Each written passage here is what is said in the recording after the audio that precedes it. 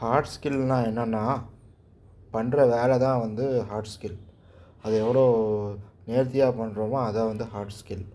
Soft ஸ்கில்னால் பேசுகிறது, ஒருத்தரோட பேசுகிறது, இன்டர்பர்சனல் ரிலேஷன்ஸ்லாம் வந்து சாஃப்ட் ஸ்கில். மற்றபடி பார்த்திங்கன்னா ரொம்ப ஃபாஸ்ட்டாக இருக்கணும், ஃபாஸ்ட்டாக வேலை பார்க்கணும். அப்புறம் வந்து இந்த மாதிரி நெகட்டிவ் ரிசல்ட் கிடைச்சாலும் ஓகே தான், பாசிட்டிவ் ரிசல்ட் கிடைச்சாலும் ஓகே தான். ரெண்டுத்தையும் ஒரே மாதிரி எடுத்துக்கணும். காலையில் 5 மணிக்கு எந்திரிச்சு குளிச்சுட்டு துணி துவைச்சிட்டு எல்லாம் ரெடியாக இருக்கணும்.